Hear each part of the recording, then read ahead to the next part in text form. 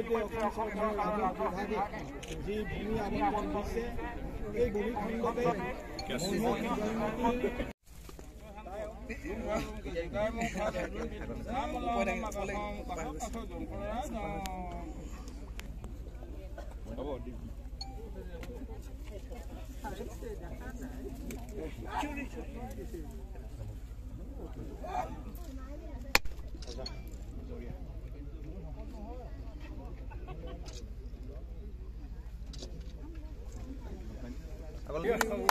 স্মৰণীয় কৰিবৰ বাবে আমি বিনম্ৰভাৱে অনুৰোধ জনাইছোঁ।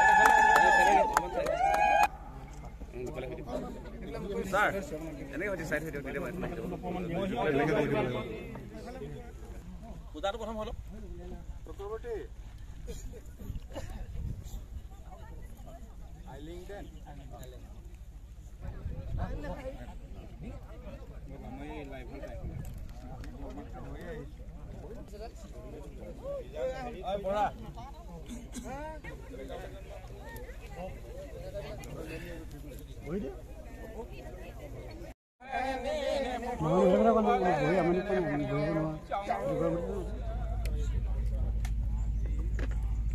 ইয়াৰ পিছতেই আমি মঞ্চলৈ আমন্ত্ৰণ জনাইছোঁ সদৌ অসম হাইস্কুল শিক্ষক সন্থাৰ প্ৰাক্তন সম্পাদক ৰাজন শৰ্মা ডাঙৰীয়া।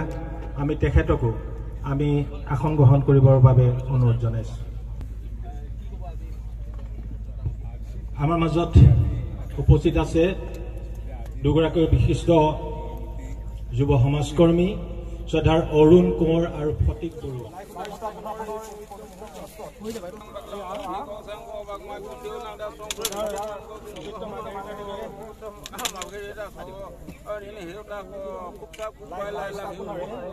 ঐতিহাসিক মাধুৰী মহিয়সী জয়মতী স্মৃতি ক্ষেত্ৰৰ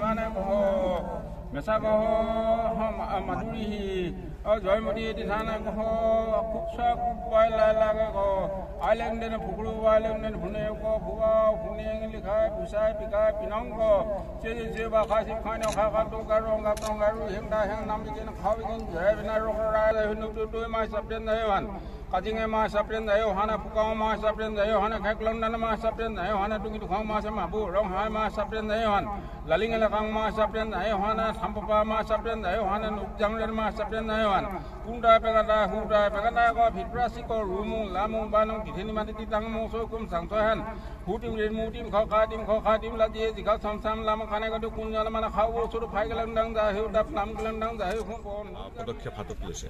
অন্যান্য জাতি জনগোষ্ঠীৰ দৰে আমাৰ এই জনগোষ্ঠীটোৰ শৈক্ষিক সামাজিক সাংস্কৃতিক বিকাশৰ বাবে তেখেতে পৰিকল্পিতভাৱে আগবাঢ়িছে আৰু এইখিনিতে প্ৰাণিধানযোগ্য যে পুনৰবাৰ কৈছোঁ যে লাচিত বা চুকাফা বা মহাসতী জয়মতী আতন বৰগোহাঁই বা পূৰ্ণানন্দ বৰগোহাঁই চক্ৰধ্বজ জয়ধ্বজ সিংহ বা প্ৰমত্ত সিংহ প্ৰতাপ সিংহ ৰুদ্ৰসিংহ কেৱল আহোমৰ ৰজা নহয় অসমৰ ৰজা এই কথাষাৰ অনুভৱ কৰিয়ে আৰু সমান্তৰালভাৱে আহোমৰ ব্যক্তি হিচাপেও আহোমৰ এগৰাকী পুৰোধা প্ৰাতস্মৰণীয় জ্যোতিষ্ক হিচাপেও এখেতসকলৰ প্ৰতি শ্ৰদ্ধা জ্ঞাপন কৰিছে প্ৰণালীবদ্ধভাৱে। পুনৰবাৰ কৈছোঁ ২৪টা ভাষালৈ অসম তথা আহোমৰ শৌৰ্যবীৰ্যৰ কথা সম্বলিত গ্ৰন্থ অনুবাদ কৰি প্ৰতিটো লাইব্ৰেৰীলৈ প্ৰেৰণ কৰা হৈছে।